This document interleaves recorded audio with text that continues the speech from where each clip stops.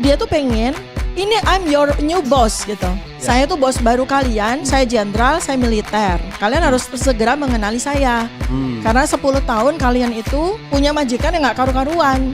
Backgroundnya gak jelas, pendidikannya gak jelas, meng-guidance kalian sebagai pemimpin juga gak jelas gitu kan. Sekarang nih saya nih, makanya kemarin kan saya perhatiin waktu pidato selama 4 hari memberikan arahan dan kepada anak buahnya ini kan benar-benar saya loh, Jenderal Prabowo nih.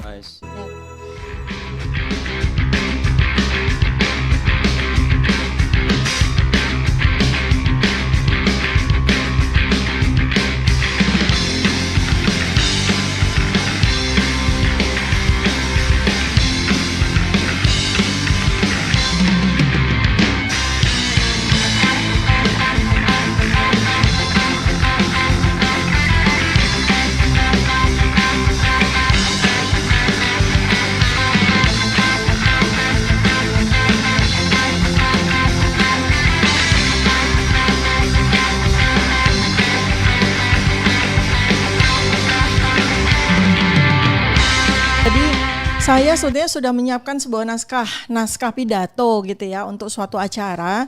Cuma urung karena memang waktunya tidak memungkinkan gitu ya. Jadi ini kesempatan ini Bang Refli saya mau bacakan pidato saya untuk menjadi pembuka buat kita nanti untuk kita explore diskusi ya. Ya judulnya itu Indonesia 2030. Fasal State, Epicentrum Perang Dunia Ketiga, The New World Order oleh Dr. Tifauziah Tyasuma. Presiden Prabowo setelah menjalani penantian panjang 10 tahun lamanya, akhirnya menjadi Presiden Republik Indonesia ke-8. Angka yang bagus dan momentum yang bagus. Presiden Prabowo sudah mempersiapkan diri sejak 10 tahun yang lalu untuk menjadi Presiden. Melalui 3 kali masa kampanye, walaupun upaya yang ketiga diwarnai dengan berbagai cara yang kontroversial, akhirnya berhasil menjadi Presiden. Dicurangi dan akhirnya mencurangi. Itulah politik negara Indonesia yang sebagai negara masihlah sangat muda, baru 79 tahun usianya.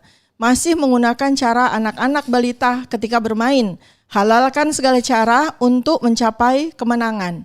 Seperti itulah politik Indonesia. Selama rentang waktu 10 tahun, kemampuan Presiden Prabowo sebagai presiden tersimpan sebagai energi potensial. Dan semoga energi potensial yang tersimpan ini dia ledakkan dalam masa 5 tahun ke depan. Ketika Indonesia dan dunia menghadapi tantangan yang luar biasa, perubahan besar-besaran, the Great Reset, menjawab peradaban baru umat manusia, menjawab kedatangan generasi manusia baru Adam 5.0, breeding antara ras human dengan artificial intelligence. Peradaban baru ini mengakhiri peradaban lama, sebagai sebuah siklus evolusi bumi dan alam semesta. Ada yang hilang, ada yang muncul, ada yang hancur, ada yang menggantikan. Untuk memungkasi peradaban lama, maka harus ada 3G yang hadir. Gun, germ, gold, and gasoline. Perang, kuman, tambang, dan energi. Germ atau pandemi patogen besar-besaran sudah terjadi sejak selama 3 tahun, tahun 2020 hingga tahun 2023. Menghasilkan seleksi manusia. Siapa yang kuat bertahan, dia akan bertahan. Siapa yang lemah, dia akan menyerah dan tereliminasi dari kehidupan ini secara gradual 1 hingga 10 tahun ke depan. Di sisa abad 21 yang tinggal 76 tahun, manusia useless eater, pemakan yang lemah, tidak produktif, tidak berguna, yang tidak relevan lagi dalam peradaban baru akan tersingkir. Gun, perang, sudah dimulai sejak 24 Februari 2022 dan akan meluas di tahun 2025 dengan perluasan epicentrum ke Timur Tengah dan kemudian di tahun 2027 ke Laut Cina Selatan yang tentu saja akan melibatkan Indonesia dalam kancah peperangan baik sebagai peserta aktif, pendamai, atau menjadi medan pertempuran. Harus ada perang sebagai katarsis, ledakan pelepasan energi bumi, penghentian entropi, pemulaian fusi dan evolusi. Gold and gasoline yang sudah dieksplorasi besar-besaran sejak 100 tahun lalu akan mencapai perbaruan dengan penambangan biofuel, energi terbarukan yang berasal dari berbagai tanaman. Membutuhkan lahan-lahan yang luas, saatnya sekarang hutan-hutan dihabisi digunduli untuk diganti dengan tanaman-tanaman yang menghasilkan energi baru. Inilah tantangan yang dihadapi Presiden Prabowo, yang mau tidak mau ketika Indonesia secara masif dihancurkan dalam segala sektor selama 10 tahun oleh rezim zalim yang dikendalikan oleh kekuatan oligarki lokal dan global, harus menghadapi banyak pekerjaan rumah yang harus diselesaikan, harus melakukan berbagai akomodasi-akomodasi untuk mengamankan jabatannya di awal. Kabinet Merah Putih adalah strategi pertama yang dilancarkan oleh Presiden Prabowo, menggunakan adagium panem et circenses oleh Juvenal di awal abad 2 Masehi. Orang-orang lama yang mau tidak mau harus dikendalikan oleh Presiden Prabowo adalah orang-orang yang selama ini sudah dijadikan peliharaan yang penurut oleh Mulyono, yang diberi panem et circenses, roti dan hiburan dalam bentuk uang, jabatan dan fasilitas, yang mereka ini tidak bisa dilepas begitu saja karena nanti akan menjadi mantan peliharaan yang liar, yang rakus dan merusak. Pada dasarnya peliharaan itu sesungguhnya tidak loyal kepada orang, tetapi loyal kepada siapa yang memberi mereka makan. Presiden Prabowo sangat tahu itu. Pemilik lama menitipkan sebagian peliharaannya untuk terus diasuh dan diberi makan, karena mereka sangat berbahaya jika dilepas begitu saja. Ketika Presiden Prabowo belum tahu siapa dari mereka yang nanti akan mengenali pemilik baru dan yang akan loyal dengan dia. Pada dasarnya, Kabinet Merah Putih yang obesitas ini, 109 orang, adalah semacam taman safari buat Presiden Prabowo untuk melakukan penyesuaian dan pengenalan terhadap peliharaan-peliharaan lama kepada pemilik barunya. Dalam bahasa militer, kabinet ini adalah ajang pembinaan. Yang bisa dibina akan dibina, yang tidak bisa dibina dan tidak bisa mengenali dan loyal kepada majikan barunya akan dibinasakan dalam bentuk pemberlakuan sprindik. Sebagian dari mereka jika sudah mengenali siapa tuan barunya akan menjadi aset bagi Presiden Prabowo untuk digunakan sebagai pembantu mengelola pemerintahan. Tantangan Perang Dunia Ketiga, perubahan dunia menuju the New World Order pasti sudah menjadi agenda besar Presiden Prabowo. Karena itu dia memilih mengakomodasi potensi-potensi pembelot dan pengkhianat dalam kabinet Taman Safari agar mereka tetap merasa nyaman, kenyang, dan tidak mengganggu persiapan menghadapi perubahan zaman yang sedang terjadi. Masalah besar dari Indonesia yang ingin saya sampaikan kepada Presiden Prabowo adalah siapa yang bertanggung jawab mengasuh 280 juta rakyat yatim piatu ketika terjadi perubahan besar-besaran dan ancaman besar yang terjadi dalam 5 tahun ke depan.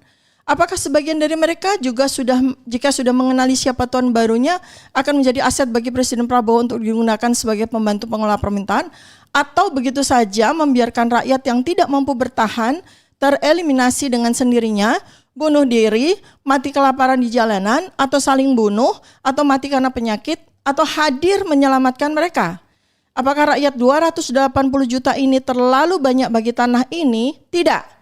Indonesia dengan luas daratan 1.922.570 km persegi dan luas lautan 3.257.483 km persegi dengan 17.000 pulau yang hampir seluruhnya bisa dihuni oleh manusia, masih cukup menampung 400 sampai 600 juta orang lagi tanpa berdesak-desakan, tanpa kelaparan. Asalkan negara bisa melakukan pemerataan pangan, papan, dan sandang. Berbeda dengan Cina, Rusia, Australia yang hanya memiliki 6% lahan yang mampu dihuni oleh penduduknya. Indonesia, 56% penduduknya tinggal di Pulau Jawa, sementara 62% daerah yang lain yang masih bisa dihuni manusia masih kosong tanpa penghuni. Jangan sampai potensi yang tidak banyak diketahui ini ternyata sudah diamati oleh negara lain yang membutuhkan lahan untuk memindahkan penduduknya yang kebanyakan. Dan itulah yang sudah dilakukan oleh Cina, yang secara bertahap sudah memindahkan penduduknya ke Indonesia dengan berbagai proyek yang sudah berjalan seperti aneksasi Jakarta dengan proyek PIK 2 hingga nanti PIK 11. Aneksasi Pulau Kalimantan sebagai kawasan hunian baru yang bisa memuat 400 juta orang dengan IKN sebagai pusat komando dan pengendali. Aneksasi atas Papua dan berbagai potensi aneksasi lainnya menghasilkan kemungkinan adanya grand design di tahun 2030 Indonesia tinggal menjadi sejarah sebagaimana yang tertulis dalam novel intelligence Ghost Fleet, atau menjadi negara vassal state, negara yang dikuasai oleh banyak negara. Indonesia sebagai negara sudah kehilangan kedaulatannya sejak 10 tahun terakhir ini. Kedaulatan diambil oleh oligarki, para cukong yang sama sekali tidak ada pikiran sedikit pun terhadap 280 juta rakyat. Nasib 280 juta rakyat Indonesia ke depan betul-betul di tangan Allah dan Presiden Prabowo. Akan diapakan rakyat sebaya ini sepenuhnya tergantung kepada Presiden Prabowo. Untuk kita semua yang Allah berikan kecerdasan di atas rata-rata berkumpul karena kemuliaan dan keluhuran budi ingin membantu bangsa dan menyelamatkan rakyat Indonesia. Saya mengajak, mengimbau, menggunakan segenap kecerdasan dan kemampuan kita untuk membantu memikirkan keselamatan dan keberlangsungan 280 juta rakyat Indonesia menghadapi berbagai ancaman di masa 5 tahun ke depan ini. Mereka butuh makan, butuh kesehatan, butuh pendidikan, butuh iman dan takwa yang menjamin mereka selamat dan menjamin keturunan mereka selamat hingga bisa meneruskan perjuangan bangsa ini. Mari saatnya kita himpun energi dan segenap kemampuan yang kita miliki untuk menyelamatkan rakyat. Presiden Prabowo bukan untuk dimusuhi, bukan untuk dilawan, karena musuh kita, lawan kita hanya 2, Mulyono dan Fufu Fafa. Pusatkan energi peperangan kita kepada 2 orang itu. Pusatkan energi perjuangan untuk membantu menyelamatkan rakyat. Bersama Allah kita bisa menjadi pasukannya untuk menyelamatkan umat, bangsa dan negara ini. Sekian dan terima kasih. Luar biasa ya. Unfortunately saya komputernya bermasalah, jadi saya catat di HP saya beberapa istilahnya ya, keyword ya. Menarik ya Dok ya, terima kasih Dr. Diva sudah membacakan ini sambil saya melihat tuh. Kalau saya disorot agak simbang nggak dengan itu, karena tuh shining di sana soalnya. Gitu. Di sana red shining ya. Ini blue, jangan sampai blue blue dark ya kan. Ya, saudara sekalian, itu yang disampaikan Dr. Diva tadi ya. Dok, saya bisa pinjam sebentar. Boleh. Ya, jadi ada beberapa hal yang nanti saya akan bacakan lagi ya dalam kesempatan yang berbeda ya. Dengan intonasi seperti orang baca puisi. Luar biasa. Ini ada Fazal State, Epicentrum, Perang Dunia III, The New World Order ya. Luar biasa. Ya, buat saya nih Dok ya. Boleh. Nanti biar saya bisa bacakan. Boleh. Dan dokter kan sudah tahu isinya apa. Pertanyaannya adalah dari mana kita mau mulai. Tapi saya mau dari kalimat terakhir saja. Itu kalimat yang paling penting itu. Saya mau bacakan kalimat terakhir gitu. Jido, apakah kita mau buka video yang baru ataukah ini dilanjutkan dulu? Lanjutkan. Oke. Kamu nggak usah santai aja. Oke ya, ini menarik kalimat terakhirnya ya. Mari saatnya kita himpun energi dan segenap kemampuan yang kita miliki untuk menyelamatkan rakyat. Presiden Prabowo bukan untuk dimusuhi, bukan untuk dilawan. Karena musuh kita, lawan kita hanya 2, Mulyono dan Fufu Fafa. Pusatkan energi peperangan kita kepada 2 makhluk itu.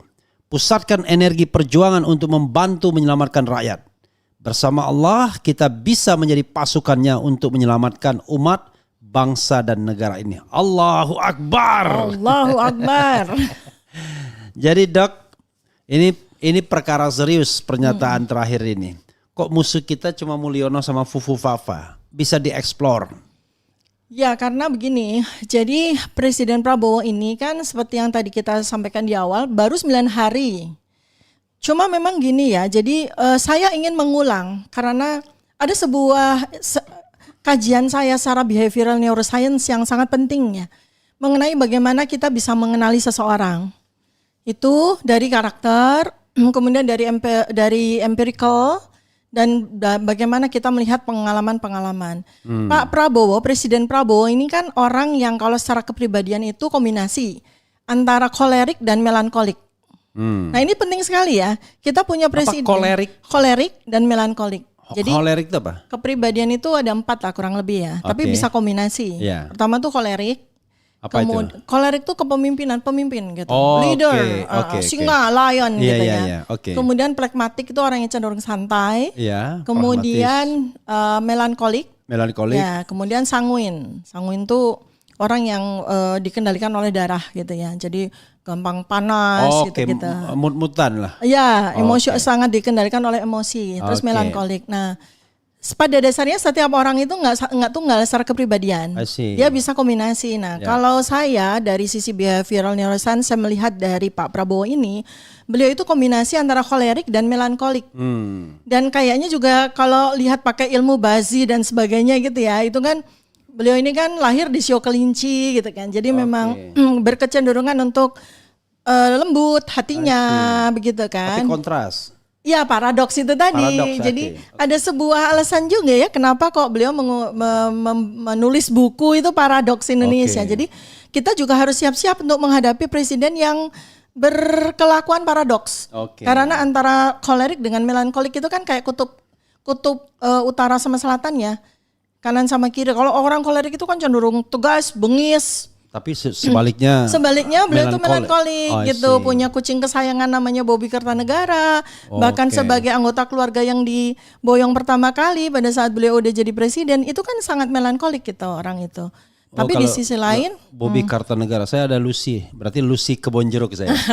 Saya di rumah Bobby Tebet Negara berarti. Oke, silakan. Ya, jadi itu ya orang yang suka pet dan pet itu suka sama orang itu biasanya orangnya memang cenderung melankolik. Ya, senang sama binatang peliharaan dan betul-betul sangat kevoelig gitu ya bahasa Belandanya. Sangat sayang benar gitu seperti anggota keluarga itu. Dan tetapi kalau kita lihat beliau sebagai mantan jenderal pada waktu kita juga punya kurang lebih pengetahuan lah mengcapture bagaimana Pak Presiden Prabowo itu pada saat masih menjadi Danjen Kopassus dan sebagainya itu kan kelihatan sekali beliau itu kolerik ya memimpin. Sebab kalau nggak kolerik nggak bakalan jadi komandan palingnya gitu ya. Jadi ini ada paradoks di sini. Nah itu sangat bagus seandainya beliau bisa menggunakannya sebagai sebuah energi, sebagai sebuah kekuatan untuk bisa mengendalikan segala situasi yang saat ini benar-benar carut marut gitu. Jadi kayak ibarat kata 10 tahun itu orang pada berpesta pora, meninggalkan piring-piring kotor dengan segala macam makanan yang udah basi segala macam dan udah habis-habisan utang pula karena yang dimakan itu nggak dibayar 10.000 triliun lebih bahkan kan. Nah itu tuh beliau itu ngadepin kayak gitu di meja messy, berantakan, piring kotor nggak karu-karuan. Tambah utang lagi dari. Dan yang ikut pesta itu masih ikut dia. Masih ikut, bahkan kalau nggak salah 75% dan itu harus seperti yang tadi saya bilang. Mereka itu peliharaan yang kebayang nggak sih? Yang begitu sudah luar biasa diberi segala macam uang, fasilitas dan segala macam. Terus kemudian mereka tiba-tiba dilepas gitu. Sementara mereka adalah peliharaan yang sangat kuat. Karena mereka sudah secara 10 tahun itu mereka sudah memelihara kekuatan itu kan. Sudah masing-masing sudah punya pasukan dan segala macam. Dan sementara ini masih loyal sama majikan lamanya kan. Masih loyal sama pemilik lamanya gitu. Karena pemilik lamanya itu masih dapat backup kan dari para oligarki yang juga masih wait and see kan kepada Presiden Prabowo nih. Mereka mau tentu saja nih orang-orang kan nggak ada yang loyal dengan orang kan, termasuk oligarki sekalipun. Oligarki ini tentu saja ya dalam masa-masa hari-hari sekarang ini kan semua orang itu masih wait and see. Begitu juga dengan Presiden Prabowo. Tapi saya yakin Presiden Prabowo itu kan sudah mempersiapkan diri menjadi presiden itu kan sejak 2014. Artinya pada saat itu beliau kan nggak kosongan. Udah siap-siap dong jadi presiden.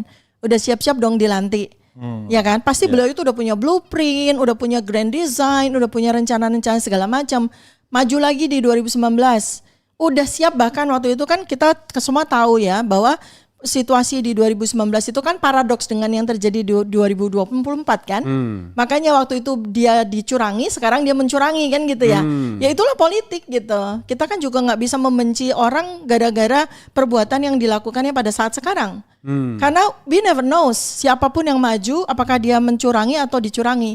Dalam politik Indonesia yang sekarang ini zero sum game ya. Betul. Artinya kita nggak pernah ngerti dalam situasi politik Indonesia seperti sekarang, bahkan situasi politik dunia sekalipun, itu kan kita nggak pernah bisa menggaranti apakah orang ini ketika maju benar-benar pure lurus, jernih, bersih, nggak mungkin. Dalam yang namanya dunia politik nggak mungkin kan gitu. Jadi ketika di 2019 banyak orang sedih dan segala macam, kemudian kecewa karena Presiden Prabowo masuk kabinet 5 tahun, walaupun itu saya juga tahu reasonnya secara empirical base ya, tahu reasonnya kenapa beliau masuk ke itu. Tapi itu nanti ya kita bahas sekarang. Jadi sekarang ini sebenarnya kita baru bisa meraba apa yang bakal dilakukan sama Presiden Prabowo, dan buat saya itu menarik karena benar-benar menunjukkan betapa melankoliknya beliau gitu loh. Tiba-tiba aja bawa pasukan kabinet Taman Safari ini kemana tuh, ke Akmil. Ke Akmil 4 hari. Itu kan melankolik sekali itu. Karena pengalaman beliau sangat berkesan sekali yang membentuk kepribadian beliau di masa menjadi Akmil di situ, masa tentara, dan beliau mengajak ini anak buahnya yang belum ketahuan gitu kan, putih merah birunya apakah bakal loyal dan seterusnya belum ketahuan. Masuklah ke Kawah Chandra di muka 4 hari gitu kan, dengan segala macam. Kenapa? Supaya dia tuh pengen, ini I'm your new boss gitu. Saya tuh bos baru kalian, saya jenderal, saya militer. Kalian harus segera mengenali saya. Karena 10 tahun kalian itu punya majikan yang gak karu-karuan. Backgroundnya gak jelas, pendidikannya gak jelas, mengguidance kalian sebagai pemimpin juga gak jelas gitu kan. Sekarang nih saya nih. Makanya kemarin kan saya perhatiin waktu pidato selama 4 hari memberikan arahan dan kepada anak buahnya ini kan benar-benar saya loh, Jenderal Prabowo nih, ya kan. Dan saya wonder ya, dalam beberapa bulan, kayaknya kontribusinya Dr. Terawan nih, beliau amat sangat sehat sekarang buat saya. Dibandingkan waktu kampanye beberapa bulan yang lalu sebelum, beliau sehat betul. Ingin tunjukin sekaligus ingin menunjukkan kepada banyak orang yang meragukan, termasuk saya ya. Karena dia lagi sehat soalnya. Tubuhnya juga sehat sih. Ya enggak, karena mainnya udah sehat ya. Karena betul. mainnya sehat, makanya tubuhnya jadi ikut ya. Dan kayaknya ada pemeliharaan kesehatan yang spesial dari Dokter Terawan sepertinya. Jadi saya kan melihat sekali dari mata seorang dokter ya, bahwa kesehatannya Pak Presiden Prabowo pada saat kampanye itu rendah sekali. Rendah sekali. Sekarang tuh beliau. Dan emosionalnya juga tinggi. Emosinya juga ya sangat enggak. Nah sekarang ini beliau udah steady. Cita-cita yang udah belasan tahun udah tercapai.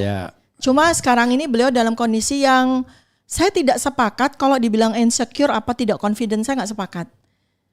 Cuma beliau ini ngadepin itu tadi loh, peliharaan-peliharaan yang dilepaskan begitu aja selama 10 tahun. Dan itu adalah orang-orang yang bayangin aja kalau dilepas, nggak diambil, bisa nggak mengkudeta dengan kekuatan yang luar biasa. Kalau tidak ngerusak kandang nanti dia. Itu satu. Kedua juga beliau ini belum tahu mana kawan mana lawan kan. Belum tahu dari semua orang ini itu siapa yang akan loyal sama dia itu kan nanti time will tell kan. Tapi sekarang beberapa hari dia belum tahu. Gitu. Jadi dia hanya ingin memberikan semacam kenyamanan dari peliharaan-peliharaan ini. Aku nggak ganggu kalian. Aku mengakomodir kalian, tapi tunjukkan dong gitu dalam beberapa bulan ke depan. Saya yakin dalam 3 bulan atau 6 bulan ke depan, beberapa dari mereka akan nggak sanggup untuk menjadi anak buahnya Presiden Prabowo. Ya bayangin aja. Karena high pressure gitu ya. Pasti high pressure dan memang sengaja untuk melakukan itu. Dan nggak akan kuat bertahan karena apa? Beda sekali kan karakter dari tuan lama dengan tuan baru ini kan beda banget. Kalau tuan lama itu kan memang ya karena memang dia menggunakan filosofi biarin aja semua orang makan semuanya sendiri, habisin ngambil semuanya sendiri, nggak ada aturannya. Ibarat kata kalau kita makan tuh tangan kanan makan, tangan kiri makan, piring orang dimakan dan segala macam. Sekarang tuan baru ini orang yang pasti akan menggunakan militerismenya dia gitu kan, disiplin dan segala macam, tipikalnya dari Presiden Prabowo gitu kan. Itu pasti sebagian akan rontok, nggak akan sanggup. Terjadi seleksi alam dengan sendirinya. Lalu sebagiannya kan yang cari aman, ya tentu saja akan mengubah diri kan, melakukan mutasi genetik secara cepat, karena dia mau tetap bertahan. Nah itu kan akan menjadi aset kan buat Presiden Prabowo kan, orang-orang yang memang sebenarnya aset gitu loh. Hmm. Sebahlil sekalipun itu kan juga aset toh. Sebahlil-bahlilnya pun sebenarnya kan aset kan. Oke. Kita kan ngelihatnya itu bukan. Otherwise Anda jadi keset. Iya. Jadi nggak gini, kalau melihat orang, kalau kita lihat dari ilmu behavior itu kan nggak bisa hitam putih ya. Misalnya contoh ya, kita nggak sebut orang lah. Yeah. Sebut aja inisialnya BAHLIL gitu ya. Oke. Ya, itu kan. Oke, ya. Saya kagum loh Ya. sama orang ini. Oke. Saya kagum loh, artinya gini, orang Dengan inisial BAHLIL gitu. ya. Saya Kita nggak bilang bahlil ya? bukan BAHL ini sebagai case study ya. Ya, oke. Saya kagum loh sama orang itu. Ya. Sampai saya bertanya-tanya sama orang-orang deket dia gitu, yang tahu sejarahnya. Ya. Ini anak-anak kampung, desa dengan Orang pendidikan miskin. orang miskin banget, dengan yang nggak karu-karuan pendidikannya, SD nggak jelas kayak gitu ya, sampai kuliah gitu ya. Itu bisa loh jadi menteri gitu kan? Iya. Terlepas dari apapun yang dia lakukan kan. Lagi sibuk S3 pula. Oh, dapat S3 pula, 1,5 tahun pula kayak gitu. Apapun yang dia lakukan, Dan orang percaya lagi. Oh, dan orang percaya kan? Dan orang percaya. Itu yang paling penting loh. Dan dia berkuasa loh gitu kan. Dia berkuasa loh gitu. Dia ketua umum partai nomor 2 terbesar. Loh, dia bisa loh somehow. Coba bayangin, dia bisa menjadi ketua umum Golkar. Bayangkan. Jangan-jangan dia bisa menentukan hidup kita juga, jangan-jangan. Loh ya, artinya itu kan itu orang hebat kan, terlepas dengan segala macam kontroversinya. Karena inilah paradoks Indonesia tuh kalau mau jadi tokoh harus kontroversial. Mau jadi influencer, mau jadi apapun sekarang di Indonesia tuh harus kontroversial kan. Kalau berani banget. Berani banget, ngaco banget, nggak tahu aturan. Kalau pinter banget. Pinter banget, bodoh banget. Kalau jadi lawak banget gitu ya. Kan begitu ya, jadi ya udah. Walaupun ada yang mantan pelawak di istana nggak dipakai itu. Inisialnya? Kita nggak bilang inisialnya ya, sebut saja dia. Lupa lagi namanya siapa. Tapi ini ya serba paradoks. Dari daerah-daerah yang mirip Bahlil juga. Oh gitu ya. Oh itu yang suka pakai sorban. Iya.